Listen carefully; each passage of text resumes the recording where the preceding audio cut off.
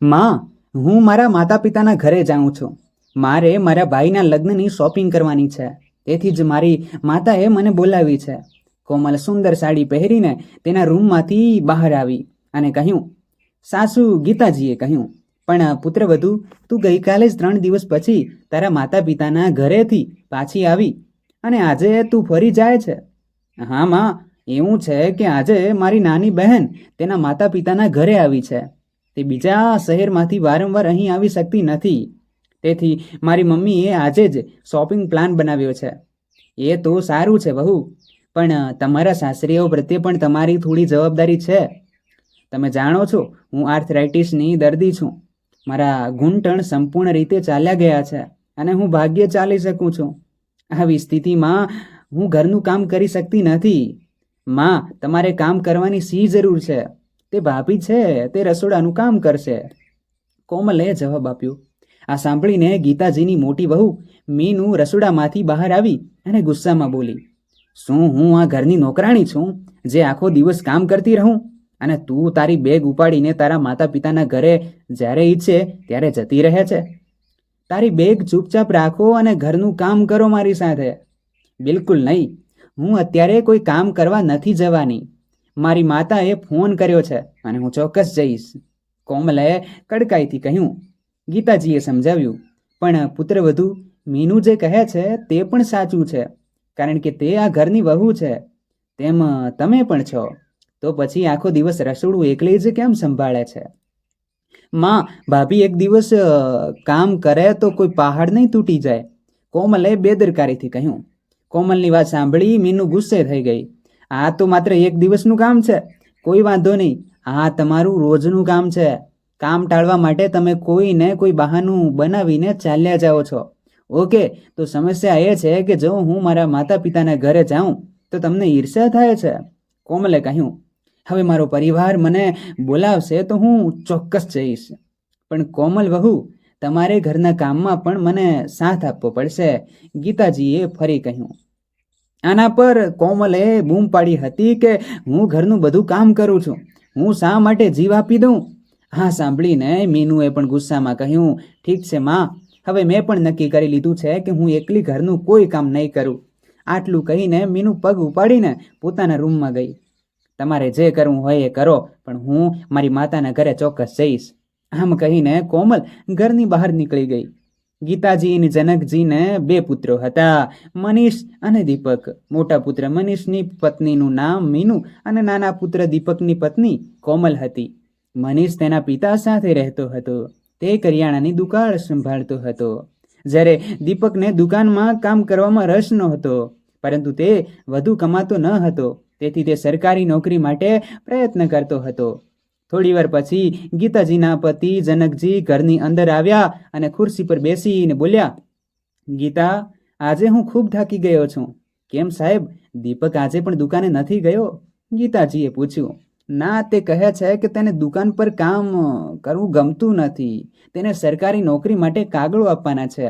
હવે આ છોકરાને કોણ સમજાવે કે સરકારી નોકરી મેળવવી એટલી સરળ નથી, અને મનીષને પણ તેની જરૂર છે. દુકાન, હે ભગવાન, એક તરફ નાનો દીકરો છે જે દુકાનમાં કામ કરવાની ઈચ્છા નથી, અને બીજી બાજુ એક નાની વહુ છે જે ઘરનું કોઈ કામ કરવા તૈયાર નથી. ગીતાજીએ થાકેલા સ્વરે કહ્યું. ગીતાજીએ કહ્યું, ઠીક છે ગીતા, મને બહુ ભૂખ લાગી છે, તમારી પુત્રવધૂને ખાવાનું મૂકવા કહો, જનકજીએ કહ્યું.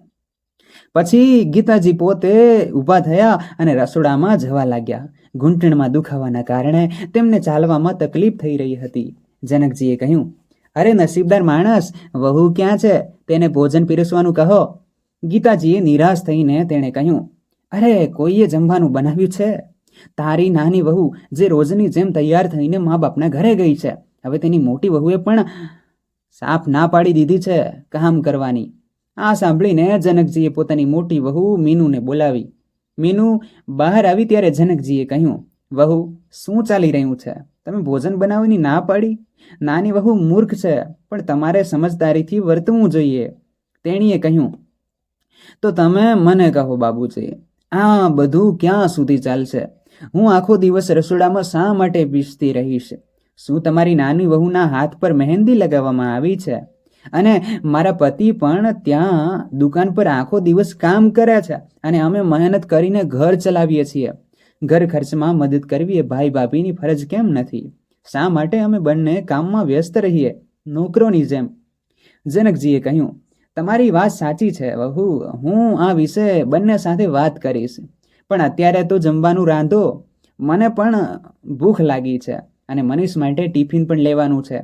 મીનુએ સ્પષ્ટપણે કહ્યું, ઠીક છે, હું પણ ત્યારે જ કામ કરીશ જ્યારે આ સમસ્યાનો ઉકેલ મળશે. તે પહેલાં હું પણ કોઈ કામ કરવા નથી જવાની. આટલું કહીને તે પોતાના રૂમમાં ગઈ. મોટી વહુના આ વલણથી જનકજી અને ગીતાજી આશ્ચર્યચકિત થઈ ગયા. ગીતાજીએ બહુ મુશ્કેલીથી કહ્યું. ગીતાજીએ ભોજન રાંધ્યું, પણ હવે જનકજીને ચૂપ રહેવું યોગ્ય ન લાગ્યું. સાંજ સુધીમાં તેનો નાનો પુત્ર દીપક અને પુત્રવધુ કોમલ પણ ઘરે આવી ગયા હતા અને મોટો પુત્ર મનીષ પણ દુકાનેથી પાછો ફર્યો હતો. હા પપ્પા, તમે ફોન કર્યો? બંને પુત્રોએ પિતા પાસે બેસતા કહ્યું. જનકજીએ કહ્યું, દીકરા દીપક, હવે તારે પણ તારી જવાબદારી સમજવી જોઈએ. તમારો મતલબ શું છે પપ્પા? દીપકે પૂછ્યું. મારો મતલબ એ છે કે તારો મોટો ભાઈ ક્યાં સુધી ઘર ચલાવશે? હું વિચારી રહ્યો છું કે હવે વિભાજન કરવું વધુ સારું રહેશે, જેથી રોજની લડાઈનો અંત આવે. પછી મનીષે કહ્યું, પણ પિતાજી, મને નથી લાગતું કે ભાગલાથી સમસ્યા હલ થશે. મને લાગે છે કે જો ઘરમાં બધા પોતાની જવાબદારી સમજીને કામ કરે તો બધું સારું થઈ જાય. ત્યારે નજીકમાં બેઠેલા ગીતાજીએ કહ્યું, અરે દીકરા, જો બધા પોતપોતાની જવાબદારી સમજે તો કોઈ સમસ્યા ન હતી, પણ આ ઘરમાં દરેકને પોતાની ઈચ્છાનો પાવર છે. અને પછી ક્યાં સુધી તું પણ તારા નાના ભાઈના પરિવારને સાથ આપતો રહેશે? આ સાંભળીને કોમલ પાસે ઊભેલી નાની વહુ બોલી, કેમ માં, તેણે અમારા માટે શું કર્યું છે? આપણે રોજીરોટી કમાઈને ખાઈએ છીએ, છતાં આખો દિવસ ટોણા સાંભળીએ છીએ. હું કહું છું કે ઘરના ભાગ પાડો, રોજના ઝઘડાઓમાંથી છુટકારો મળી જશે. પછી મોટી વહુ મીનુએ ગુસ્સામાં કહ્યું, હા હા, હું બધું જાણું છું. તમે આ ઘરથી જુદા થવા માંગો છો, જેથી કરીને તમારે તમારા માતા પિતાની જવાબદારી ઉઠાવવી ન પડે અને હું તેમનો બધો બોજ ઉઠાવું.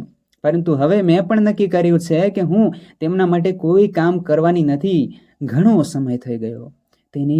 તેથી નાની વહુએ હળવા ઠપકા સાથે કહ્યું, મેં પણ આ લોકો પાસેથી કોન્ટ્રાક્ટ લીધો નથી. બંને વહુઓ વચ્ચે ઝઘડો શરૂ થયો. પછી મનીષે ગુસ્સાથી બૂમ પાડી, મીનુ, તારી હિંમત કેવી રીતે થઈ કે મારા માતા પિતાને બોજરૂપ કહેવાની? પછી દીપકે કહ્યું, ભાઈ, માતા પિતા મારી સાથે રહેશે, છેવટે મારી પણ તેમના પ્રત્યે થોડી ફરજ છે. આટલું કહીને તે તેના રૂમમાં ગયો. એટલામાં જ કોમલ તેની પાછળ પાછળ આવીને તેના પગ થોભાવતી અને ગુસ્સામાં બોલી, મારી એક વાત સાંભળો, હું તમારા માતા પિતા કહે છે એમ હું ક્યારેય નહીં કરું. દીપકે કહ્યું, જુઓ કોમલ, તેઓ મારા માતા પિતા છે, જેમણે મને જન્મ આપ્યો છે, તો શું મારે વૃદ્ધાવસ્થામાં તેમનો સાથ છોડી દેવો જોઈએ? કોમલે કહ્યું, હું એ બધું નથી જાણતી, હું ફક્ત તારી સાથે જ રહી શકું છું. આ ઘરમાં કોઈ રહે કે ન રહે, કોઈ જીવે કે મરે, મને કોઈની પરવા નથી. દીપકે કહ્યું, કોમલ, તું તારી હદ વટાવી રહી છે. આ બાબતે હવે કોઈ ચર્ચા નહીં થાય. તારે મારી સાથે સહમત થવું પડશે. કોમલે ગુસ્સામાં કહ્યું, ના, મેં પણ કહ્યું છે કે હું એક ક્ષણ પણ તારા માતા પિતા સાથે નહીં રહીશ. આટલી બધી વાતો આ સાંભળીને દીપકે કોમલના મોઢા પર જોરથી થપ્પડ મારી હતી. તેના ગાલ પર થપ્પડથી કોમલ ચોંકી ગઈ અને પછી તેના પતિ તરફ સળગતી નજરે જોઈને બોલી, આજે તે તારા માતા પિતાની ખાતર મારા પર હાથ ઉપાડ્યો. આ તારા માટે સારી વાત નથી. હવે હું તને જોઈ લઈશ. લગભગ 1 કલાક પછી કોમલ તેની માતાના ઘરે પહોંચી. માતા અને પિતા. કોમલે રડતા રડતા બૂમ પાડી. તેના માતા પિતા રૂમમાંથી બહાર આવ્યા. તેમણે આંગણામાં જોયું, તેની દીકરી ઊભી રહીને રડી રહી હતી. અરે દીકરી, આ સમય તું અહીં છે, બધું બરાબર છે ને? તેની માતાએ પૂછ્યું. કોમલે કહ્યું, માં, તમે મારા સંબંધને કેવા ઘરમાં નક્કી કર્યો? પણ દીકરી, શું થયું એ કહો, તેના પિતાએ પૂછ્યું. હું તમને શું કહું પપ્પા, હું એ ઘરમાં આખો દિવસ કામ કરું છું, છતાં મારા સાસરીયાઓ મને રોજ ખરાબ વાતો કહેતા રહે છે. તેઓ મને ટોણો મારવાની એક તક પણ છોડતા નથી. વધુ શું છે, મારા પતિ કહે છે કે જો મારે આ ઘરમાં રહેવું હોય તો મારે આખો દિવસ મારા સાસરીયાઓની સેવા કરવી પડશે. આ સાંભળીને તેની માતાએ પૂછ્યું, શું તેઓએ મારી દીકરીને ઘરમાં નોકરાણી તરીકે રાખી છે? ત્યારે કોમલ રડવા લાગી. હવે તું જ કહે, હું આખો દિવસ ઘરનું કામ કરું કે મારા સાસરિયાના પગ દબાવતી રહું? અને જ્યારે મેં કામ કરવાની ના પાડી ત્યારે તારા જમાઈએ મને માર માર્યો અને ઘરની બહાર ધકેલી દીધી. આ સાંભળીને કોમલના માતા પિતાના ચહેરા ગુસ્સાથી લાલ થઈ ગયા. ત્યારે તેના પિતાએ કહ્યું, શું તેનામાં આટલી હિંમત છે? તો તેની માતાએ કહ્યું, દીકરી, તે જ તેમની હિંમત વધારી છે, જેમણે હંમેશા તેમના અત્યાચારો સહન કર્યા અને ક્યારેય તેમની સામે અવાજ પણ ઉઠાવ્યો નહીં. તો કોમલે કહ્યું, પણ માં, હું સહન ન કરું તો બીજું શું કરું? હું તો માત્ર એટલું જ વિચારતી હતી કે મારો પરિવાર કોઈક રીતે સેટલ થઈ જાય. ત્યારે કોમલની માતાએ કહ્યું કે લગ્ન પહેલા તેઓ કહેતા હતા કે અમે વહુની સાથે દીકરી જેવો વ્યવહાર કરશું, અને આજે એ જ લોકો લડવા પર લાગ્યા. પણ દીકરી, ચિંતા ના કર, તમે ઘણું બધું દુઃખ સહન કર્યું છે. હવે તમે તમારા માતા પિતાના ઘરે છો. હવે અમે એ લોકોનું ધ્યાન રાખીશું. બીજી તરફ કોમલ ઘર છોડીને જતી હોવાની જાણ પરિવારજનોને થતાં જ બધા ચિંતામાં પડી ગયા. પછી મનીષે કહ્યું, તારે હાથ ઉપાડવાની શી જરૂર હતી તમારી પત્ની પર? દીપકે કહ્યું, તો ભાઈ બીજું શું કરવું? તેણે સ્પષ્ટ કહ્યું કે તે ચોક્કસપણે મારા માતા પિતા સાથે નહીં રહે.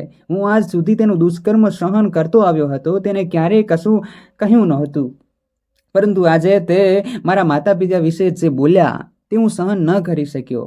આ સાંભળીને જનકજી બોલ્યા, દીકરા, તે યોગ્ય નથી કર્યું. હવે જાઓ અને કોમલને સમજાવો અને તેને ઘરે પાછી લાવો. ના બાબુજી, હું તેને મનાવવા ક્યારેય નહીં જઈશ. તે અહીં પાછી આવે કે ના આવે તેનાથી મને કોઈ ફરક પડતો નથી. આમ કહીને દીપક ત્યાંથી રૂમમાં ગયો. પરંતુ જનકજી તેમના પુત્રનું ઘર બરબાદ થતું જોઈ શક્યા નહીં. તેથી તેમણે જાતે જ ત્યાં જવાનું નક્કી કર્યું. બીજા દિવસે તે કોમલના માતા પિતાના ઘરે પહોંચ્યા. તેમને સામે જોઈને કોમલના પિતા ગુસ્સે થઈ ગયા. જનકજીએ હાથ જોડીને પુત્રના વર્તન માટે માફી માંગી.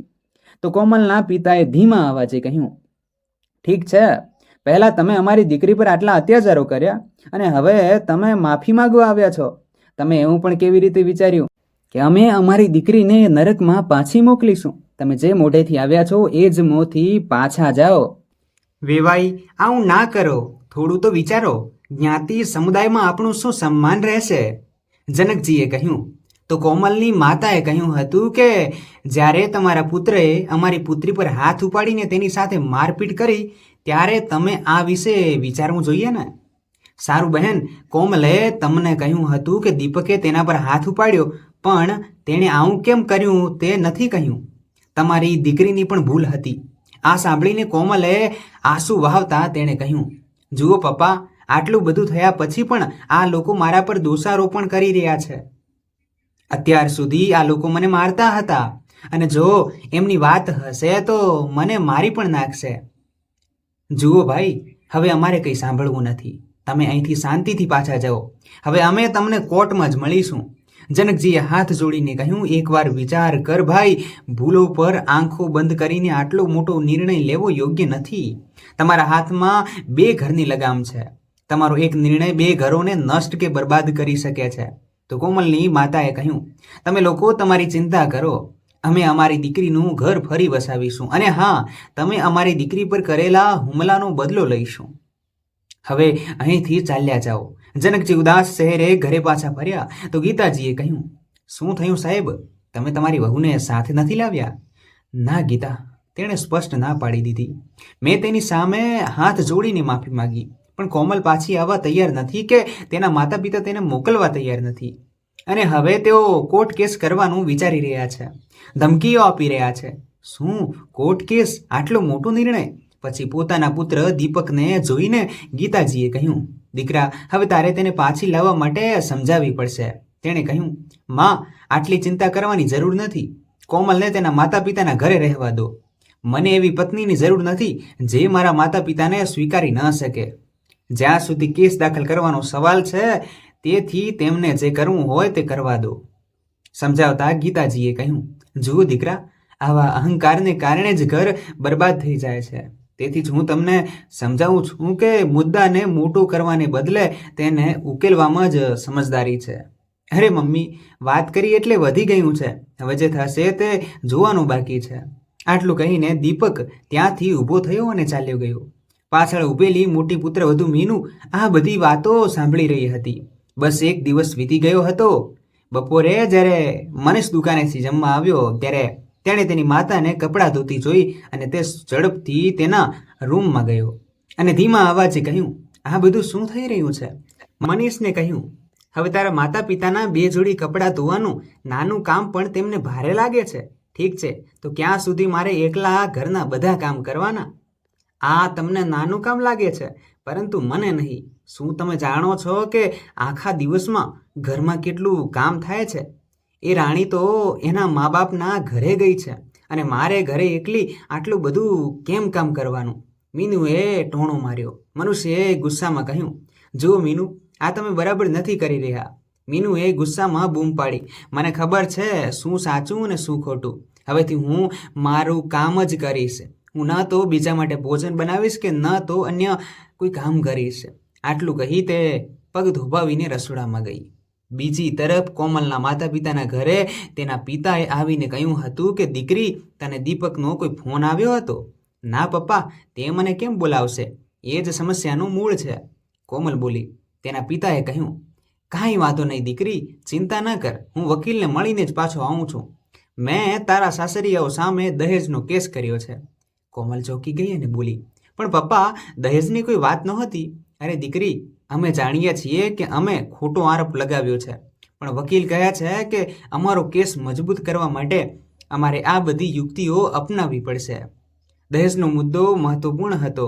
હવે તમે જુઓ, હું તેમને દિવસ દરમિયાન કેવી રીતે તમાશો બતાવીશ. અમે તમારા પગે પડીને તમારી માફી માંગીશું. આ સાંભળીને કોમલની માતાએ કહ્યું, એ બિલકુલ સાચું હતું.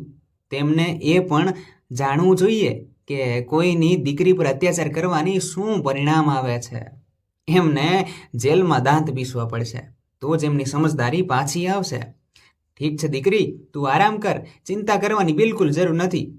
આટલું કહીને કોમલના પપ્પા રૂમમાંથી બહાર આવ્યા. અહીં કોમલના સાસરે તેની ભાભી મીનુ, તેણીએ તેનો ખોરાક પણ અલગથી રાંધવા માંડ્યો, પરંતુ મનીષને તે બિલકુલ પસંદ ન હતું. આજે રવિવાર હતો. મનીષ પલંગ પર મૌન આડો પડ્યો હતો. વિચારોનું વાવાઝોડું તેના મનમાં પાયમાલ કરી રહ્યું હતું.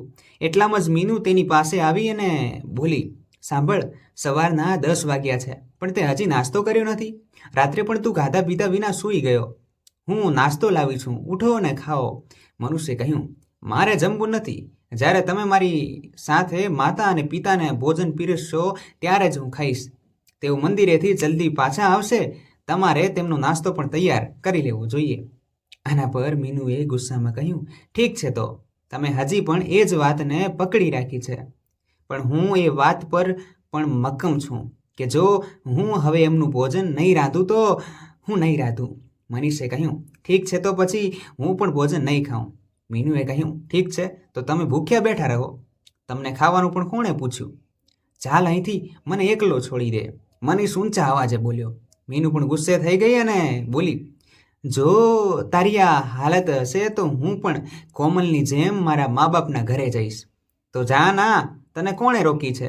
મનીષે જવાબ આપ્યો, ઠીક છે, તને મારી જરૂર નથી, તેથી હું જાઉં છું. ઓહ, અલબત્ત જાઓ, દરવાજો ખુલ્લો છે. મીનુએ તેના પતિની અવાજ સાંભળી તેણીની બેગ પેક કરવાનું શરૂ કર્યું અને કહ્યું, હું જતી રહું છું, પણ એક વાત ધ્યાનથી સાંભળ. એકવાર હું ગયા પછી પાછી નહીં આવું. એ પછી તું તારા મા બાપ સાથે રહેજે. આટલું કહીને તે ઘરની બહાર નીકળી ગઈ. બીજી તરફ મીનુ બેગ ઉપાડી તેની માતાના ઘરે પહોંચી ત્યારે મીનુના પિતા તેને અચાનક જોઈને થોડા આશ્ચર્યચકિત થઈ ગયા. અરે દીકરી, તમે અચાનક અહીં આવ્યા છો? ના ફોન ના સમાચાર. પપ્પાને ફોન કરવાનો સમય ક્યાં હતો? કેમ દીકરી, શું થયું? બધું બરાબર છે ને? કંઈ પણ ઠીક ત્યાં નથી.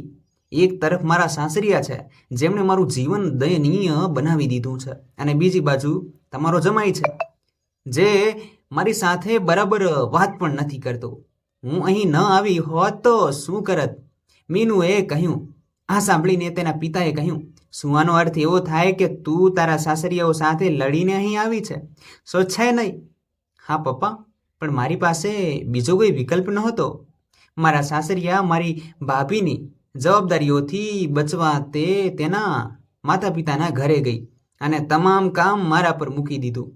પણ હવે મેં નક્કી કર્યું છે કે હું એ ઘરમાં મારા સાસરિયાની નોકરાણી તરીકે નહીં રહીશ.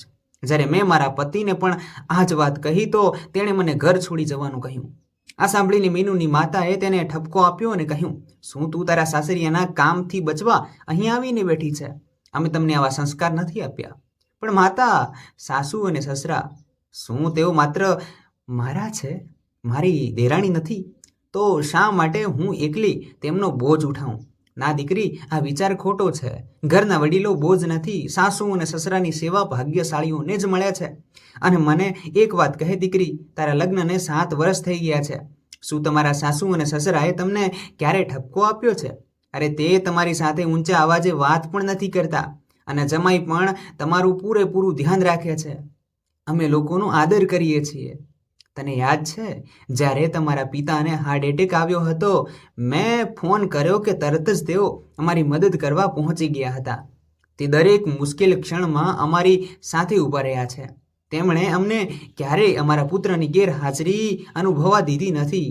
હવે મને કહો, બદલામાં તેઓ માત્ર એટલું જ ઈચ્છે છે કે તમે એમની સંભાળ રાખો, તો એમાં ખોટું શું છે? પણ તમે તેની સાથે લડીને અહીં આવ્યા છો. સંબંધ બંને બાજુથી બંધાય છે દીકરી. જો તમને તમારા પતિ પાસેથી અપેક્ષાઓ હોય તો તેમની અપેક્ષાઓ પર ખરા ઉતરતા શીખો. તેના માતા પિતાની વાત સાંભળીને મીનુની આંખો શરમમાં નીચું ઝૂકી ગઈ અને તેણે કહ્યું, મને ખબર છે માં, મારાથી મોટી ભૂલ થઈ ગઈ છે. હું એમને માત્ર ઘર છોડી દેવાની ધમકી આપતી હતી. પરંતુ જ્યારે તેણે મને ઘર છોડવાનું કહ્યું ત્યારે મેં તેને મારા સ્વાભિમાન પર લઈ લીધું. પણ માં, હવે હું ક્યાં મોઢે પાછી જાઉં? આટલું કહેતા મીનુ રડવા લાગી. બીજી તરફ બંને પુત્રવધ્યુઓની હાલત જોઈને જનકજી ઊંડા વિચારોમાં બેસી ગયા. ત્યારે ગીતાજી આવીને તેની પાસે બેઠી અને તેને પરેશાન જોઈને બોલી, શું થયું જી? શું વિચારી રહ્યા છો? ગીતા, હું વિચારી રહ્યો છું કે એક સમયે અમારું કુટુંબ કેટલું હસતું અને રમતું હતું. મને ખબર નથી કે અમારા ઘર પર કોની નજર પડી ગઈ છે. નાની વહુ શરૂઆતથી જ થોડી રફ હતી, પણ મને મોટી વહુ પાસેથી આ અપેક્ષા ન હતી. ગીતાજીએ કહ્યું, મને લાગતું હતું કે જ્યારે બંને દીકરાઓના લગ્ન થશે ત્યારે વહુઓ ઘરની જવાબદારી સંભાળશે અને અમે અમારું ઘડપણ આરામથી પસાર કરીશું. પણ કોણ જાણતું હતું કે આ દિવસો આપણે વૃદ્ધાવસ્થામાં જોવા પડશે. સારું. આ વાતચીત ચાલી રહી હતી ત્યારે ડોરબેલ વાગી. જનકજીએ દરવાજો ખોલ્યો ત્યારે મીનુ તેના પિતા સાથે સામે ઊભી હતી. તેઓ બંનેને અંદર લઈ આવ્યા. મીનુએ તરત જ સાસુ અને સસરાના ચરણ સ્પર્શ કર્યા. ત્યારે મીનુના પિતાએ કહ્યું, હું મારી દીકરી તરફથી થયેલી ભૂલના કારણે હું એના વતી માફી માગું છું. જ્યારે એમને ખબર પડી કે તે તેના સાસરિયાઓ સાથેના ઝઘડા પછી તેના માતા પિતાના ઘરે આવી છે, ત્યારે હું એને એના એ જ પગે પાછો લઈ આવ્યો. જનકજીએ કહ્યું, અરે ના ભાઈ, તમે કેમ માફી માગો છો? બાળકો છે, ભૂલો તો થવાની જ છે. અમારી દીકરી ઘરે પાછી આવી છે, અમારા માટે આટલું જ પૂરતું છે. થોડીવાર સુધી તેની તબિયત વિશે પૂછપરછ કર્યા પછી મીનુના પિતા તેને ત્યાં મૂકીને પાછા તેમના ઘરે ગયા. મોટી પુત્રવધુ ઘરે આવ્યા પછી જનકજી અને ગીતાજીએ રાહતનો શ્વાસ લીધો. સાંજે જ્યારે મનીષ ઘરે પાછો આવ્યો ત્યારે તેણે તેની પત્ની સાથે વાત કર્યા વિના તેની અવગણના કરી અને તેના રૂમમાં ગયો. મીનુએ કહ્યું, સાંભળો, મને મારી ભૂલનો અહેસાસ થયો છે. મારા માતા પિતાએ મને બધું સમજાવ્યું છે.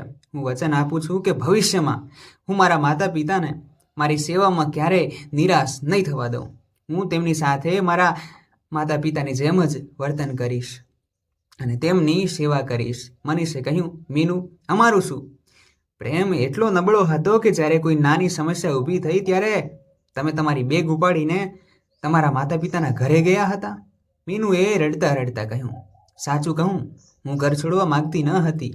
જો તમે મને એકવાર પણ રોકી હોત તો હું ત્યાં જ રોકાઈ ગઈ હોત. હું તારા વિના જીવવાની કલ્પના પણ કરી શકતી નથી. હું વચન આપું છું કે હું આવી ભૂલ ફરી ક્યારેય નહીં કરું. આ સાંભળીને મનીષે તેને ગળેથી લગાવી લીધી. 2 દિવસ પણ નહોતા થયા કે તેમના ઘરની બહાર એક માણસ દેખાયો. પોલીસની જીપ આવીને થંભી ગઈ. જનકજીની આંખો પહોળી થઈ ગઈ જ્યારે તેણે પોતાના ઘરની સામે પોલીસ કર્મીઓને ઊભેલા જોયા. ત્યારે એક પોલીસ કર્મીએ કહ્યું કે તમારા નામે ફરિયાદ નોંધાઈ છે. શું? પોલીસ ફરિયાદ અને અમારા નામે? અમે શું કર્યું? જનકજીએ ગભરાઈને પૂછ્યું. પોલીસ કર્મીએ કહ્યું, તમે તમારી પુત્રવધુ પાસે દહેજની માગણી કરો છો અને ઉપરથી તમે તેને માર મારો છો. કંટાળીને તેના પિતાએ તમારી વિરુદ્ધ ફરિયાદ નોંધાવી છે. તમે અમારા પર દહેજ માંગવાનો આરોપ કેવી રીતે મૂક્યો? જનકજીએ ચોંકીને કહ્યું, પરંતુ તમારી પુત્રવધુએ તેના પતિ અને સાસરિયા ઉપર તેને માર મારવાનો અને ઘરની બહાર ફેંકી દેવાનો આરોપ મૂક્યો છે. પોલીસમેન જવાબ આપે છે, ના ઇન્સ્પેક્ટર સાહેબ, હા બિલકુલ ખોટું છે. તેના પર હાથ ઉપાડવાનું છોડી દો. અમે તેને ટચ પણ નથી કરી હો.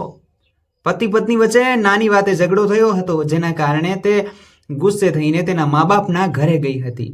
હું તેને સમજાવવા પણ ગયો હતો, તેમની સામે હાથ જોડીને પણ આવ્યો હતો, પણ તેમ છતાં તેઓ સંમત ન થયા. ઇન્સ્પેક્ટરે કહ્યું, તમે લોકો તમારી વચ્ચે સમાધાન કરો તો સારું રહેશે. જો કેસ કોર્ટમાં જશે તો સમગ્ર પરિવાર મુશ્કેલીમાં મુકાઈ જશે. તમારી પાસે 24 કલાક છે, અથવા તો તમે લોકો આ બાબતનો ઉકેલ લાવો અને આવતીકાલે પોલીસ સ્ટેશનમાં જાણ કરો, નહીં તો અમે તમારા ઘરે આવીશું અને તમને લઈ જઈશું. ઇન્સ્પેક્ટરની વાત સાંભળીને જનકજી અને ગીતાજીના હૃદય કંપી ઉઠ્યા. ઠીક છે ઇન્સ્પેક્ટર સાહેબ, હું તેની સાથે વાત કરીશ, જનકજીએ કહ્યું. હાથ જોડીને ચૂપચાપ આંગણામાં રાખેલા ખાટલા પર બેસી ગયા. જ્યારે તેમના બંને પુત્રો દહેજના આરોપની વાત સાંભળીને તેમને બધી વાત કહી તો તેમને ગુસ્સો આવ્યો. તેઓની હિંમત કેવી રીતે થાય છે કે અમારી સામે આવો અધમ આરોપ લગાવે? દીપકે ગુસ્સામાં કહ્યું. મનીષે શાંત સ્વરે કહ્યું, ના દીપક, ગુસ્સો નહીં ચાલે. તેને ફોન કરીને શાંતિથી વાત કર. સમસ્યા ચોક્કસ હલ થઈ જશે. દીપકે તેની પત્ની કોમલને ફોન કર્યો હતો, પરંતુ તેના પિતાએ ફોન ઉપાડ્યો હતો. પપ્પા, તમે નાની બાબતે અમારી સામે પોલીસ ફરિયાદ કરી હતી. દીપકે પૂછ્યું, તું અમારી દીકરી પર હાથ ઉપાડ્યો? આ નાની વાત છે?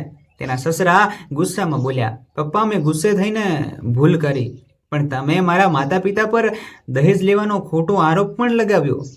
તેમનો કોઈ દોષ ન હતો.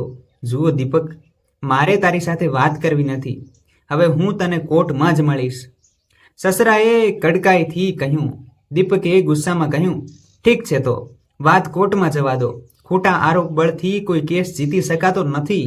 આટલું કહીને દીપકે ફોન કાપી નાખ્યો અને માથું પકડીને બેસી ગયો. મનીષે તેને આશ્વાસન આપતા કહ્યું, ચિંતા કરવાની જરૂર નથી. હું એક સારા વકીલને ઓળખું છું. થોડીવાર પછી મનીષ વકીલને મળવા ગયો. કોર્ટની કાર્યવાહી શરૂ થઈ. ઘરના દરેક વ્યક્તિ દરેક ક્ષણે ચિંતિત હતા કે આ બધાનું શું પરિણામ આવશે. થોડી જ વારમાં ઘણા મહિનાઓ વીતી ગયા. એક સાંજે જ્યારે મનીષ અને જનકજી કોર્ટની કાર્યવાહી બાદ જ્યારે ઘરે પરત ફર્યા, ત્યારે મીનુએ તેને પાણી આપ્યું અને પૂછ્યું, વકીલે શું કહ્યું? આ કોર્ટ કેસ કેટલો સમય ચાલશે? મનીષે હસતા હસતા કહ્યું, ભગવાને અમારી વાત સાંભળી છે. અમે કેસ જીતી ગયા. આ સાંભળીને ઘરના તમામ લોકોના ચહેરા ખુશીથી ચમકી ઉઠ્યા. ત્યારે ગીતાજીએ કહ્યું, ભગવાનના ઘરમાં દેર છે પણ અંધેર નથી. ત્યારે દીપકે કહ્યું, અરે માં, એક નહીં પણ 2 સારા સમાચાર છે. મને પણ સરકારી નોકરી મળી ગઈ છે. આ સાંભળીને તેના માતા પિતાની ખુશીની કોઈ સીમા ન હતી. ઘરમાં ઉત્સવનો માહોલ સર્જાયો હોય તેવું લાગતું હતું. 2-3 દિવસ વીતી ગયા હતા. પછી ગીતાજીએ તેમના પતિને કહ્યું, મને લાગે છે કે હવે આપણે દીપક માટે સારો સંબંધ શોધવો જોઈએ. આ સાંભળીને જનકજીએ આશ્ચર્ય સાથે કહ્યું, અરે ગીતા, તું શું વાત કરે છે? ગીતાજીએ કહ્યું, જુઓ જી, તેણે છૂટાછેડાના કાગળો પણ મોકલી દીધા છે. જ્યારે છૂટાછેડા થવાના છે તો પછી સંબંધ જોવામાં શું નુકસાન છે? હા, જનકજીએ સંમતિ આપતા કહ્યું, ઠીક છે, પણ કોઈ નિર્ણય લેતા પહેલા એકવાર દીપક સાથે વાત કરી લેજો. બીજી તરફ કેસ હાર્યા બાદ કોમલના માતા પિતાના ઘરમાં શોકનો માહોલ છવાઈ ગયો હતો. આ દરમિયાન કોમલના ભાઈના લગ્ન પણ થઈ ગયા હતા અને હવે કોમલ તેની ભાભીની આંખોમાં પણ ખટકતી હતી. કોમલના પિતાએ તેની પત્નીને કહ્યું, અરે ભાગ્યવાન, આ લોકોના કારણે આપણે ઘણું સહન કર્યું છે અને એમનું તો નસીબ ખુલી ગયું છે. હવે દીપકને પણ સરકારી નોકરી મળી ગઈ છે. આ સાંભળીને કોમલની માતા આશ્ચર્યચકિત થઈ ગઈ. તેને કાપી નાખશો તો લોહી નહીં નીકળે. સરકારી નોકરી? અમે વિચાર્યું કે અમે તેને જેલમાં મોકલીશું અને અહીં બધું અમારી વિરુદ્ધ થઈ ગયું. પછી કોમલ ત્યાં આવીને બેસી ગઈ. તેની માતાએ કહ્યું, સારું, જે થવાનું હતું તે થઈ ગયું. હવે કોમલનો બીજે ક્યાંક સંબંધ શોધવો જોઈએ. સમય જતાં સારા છોકરાને જોઈને તેના હાથ પીળા થઈ જાય. ત્યારે જ કોમલ તેણીએ કહ્યું, માં શું કહો છો? શું સંબંધ જોવાની જરૂર છે? જો તેઓ પણ ખરાબ નીકળે તો? હું ફરીથી લગ્ન કરવા માંગતી નથી. તેના પિતાએ કહ્યું, દીકરી, તે છૂટાછેડાના કાગળો પર પોતાના હાથે સહી કરી છે. અમે તને કેટલા દિવસ ઘરે રાખીશું? તારે લગ્ન કરવા પડશે, નહીં તો આડોશ પાડોશના લોકો અને સગા સંબંધીઓ બધી પ્રકારની વાતો કરવા લાગશે, ઘણી વાતો પૂછશે. તો કોમલે ગુસ્સામાં કહ્યું, ઠીક છે પપ્પા, હવે તમે તમારા સંબંધીઓ વિશે વિચારો છો, અને જ્યારે હું મારા સાસરનું ઘર છોડીને અહીં આવી ત્યારે તમે મને કહ્યું હતું કે દીકરી, આ તારું ઘર છે, તું આરામથી રહે છે, ચિંતા કરવાની જરૂર નથી. તો હવે શું થયું? અરે દીકરી, અમે ક્યારે કહ્યું કે આ ઘર તારું નથી? પણ અમને પણ સમજવાની કોશિશ કરો. તેની માતાએ સમજાવતા કહ્યું. તો કોમલે કહ્યું, હું બધું જ સમજું છું માં. તમારી વહુના આગમન પછી હું તમારા માટે બોજ બની ગઈ છું. તો તેની માતાએ કહ્યું, એવું નથી દીકરી, પણ તારે લગ્ન તો કરવા જ પડશે, બીજો કોઈ રસ્તો નથી. કોમલે અચકાઈને જોયું અને કહ્યું, એક રસ્તો છે માં. તમે લોકો જાઓ અને મારા સાસરીયા સાથે વાત કરો અને માફી માંગી લો. કોમલની આ વાત સાંભળીને તેના પિતા ગુસ્સે થયા અને કહ્યું, સારું, જ્યારે તેઓ તમને લેવા આવ્યા હતા ત્યારે તમે જવાની સ્પષ્ટ ના પાડી દીધી હતી. તમારા સસરા તેઓ હાથ જોડી રહ્યા હતા, પરંતુ અમે પણ તમારી વાત સાંભળી અને તેમને જૂઠું બોલીને તેમનું અપમાન કર્યું અને તેમને ઘરની બહાર કાઢી મૂક્યા, અને હવે મારે તેમની પાસે જઈને માફી માંગવી જોઈએ. કોમલે કહ્યું, પપ્પા, જે પણ ભૂલ થઈ છે તે થઈ ગઈ છે, પરંતુ તમારી પુત્રી માટે તમે ત્યાં જઈને માફી માંગી શકો છો. ત્યારે કોમલની માતાએ કહ્યું, બરાબર છે, અમે નમતા હોવાથી અમારી દીકરી સ્થાયી થઈ જાય તો એનાથી સારું બીજું શું હોઈ શકે. અને કોઈ પણ રીતે ખૂબ તે કોઈ મોટી વાત ન હતી. દીપકે એટલું જ કહ્યું હતું કે પુત્રવધુ હોવાને કારણે તેણે સાસરીઓની સેવા કરવી પડશે. કોમલે કહ્યું, હા પપ્પા, હું તેમની ખૂબ સારી સેવા કરીશ. હું તેમને ક્યારે ફરિયાદ કરવાનો મોકો નહીં આપું. આ સાંભળીને કોમલના પિતાએ કહ્યું, અમારી દીકરીએ તો નાનપણ બતાવ્યું હતું. અમે પણ તેના શબ્દોથી મૂર્ખ બની ગયા. તેના સસરા લેવા આવે ત્યારે તેણે મોકલી હોત તો મામલો આ હદે વધી ગયો ના હોત. બીજે જ દિવસે કોમલ અને તેના માતા પિતા જનકજીના ઘરે પહોંચ્યા. કોમલ તેના સાસરિયાઓના પગે પડી અને માફી માંગવા માટે રડવા લાગી. જનકજીએ કટાક્ષ કરતા કહ્યું, પણ દીકરી, તારો શું વાંક છે? અમે ખોટા હતા, જેઓ તમને રોજ મારતા હતા, તમારી પાસે દહેજ માંગતા હતા અને તમને ઘરની બહાર ફેંકી દેતા હતા. કોમલના પિતાએ કહ્યું, ના સંતીજી, આવી વાત કરીને અમને શરમાવશો નહીં. અમે ભૂલ કરી છે, એ એક મોટી ભૂલ છે. તો ગીતાજીએ હાથ જોડીને કહ્યું, જુઓ ભાઈ, તમારા લોકોના કારણે અમે પહેલેથી જ ઘણી મુશ્કેલીનો સામનો કર્યો છે. કોણ જાણે કેટલી રાત અમે જાગતા વિતાવી. કોર્ટ કેસના કારણે અમારું અપમાન થયું તો એ અલગ વાત છે, અને હવે જ્યારે તમને અમારા પુત્રની સરકારી નોકરીના સમાચાર મળ્યા ત્યારે તમે માફી માંગવા આવ્યા છો. આ બધી વાતો ચાલી રહી હતી ત્યારે દીપક ઘરની અંદર આવ્યો અને કોમલને તેની સામે જોઈને તેને ખૂબ જ ખરાબ લાગ્યું અને તેણે ધીમા અવાજે કહ્યું, અમારા સાથે આટલું બધું કર્યા પછી તમારી અહીં આવવાની હિંમત પણ કેવી રીતે થઈ? આ સાંભળીને કોમલના પિતાએ હાથ જોડીને કહ્યું, હું જાણું છું દીકરા, તારો ગુસ્સો વ્યાજબી છે, પણ બની શકે તો અમને માફ કરી દે. જનકજીએ કહ્યું, જુઓ ભાઈ, તમારી દીકરીએ જે કંઈ કર્યું તે અજ્ઞાનતાથી કર્યું, પણ તેને ટેકો આપીને તમે બંનેએ તેનું સુસ્થાપિત ઘર બરબાદ કર્યું. બાળકો ભૂલો કરે છે, તેથી વાલીઓએ તેમને સમજાવવું જોઈએ.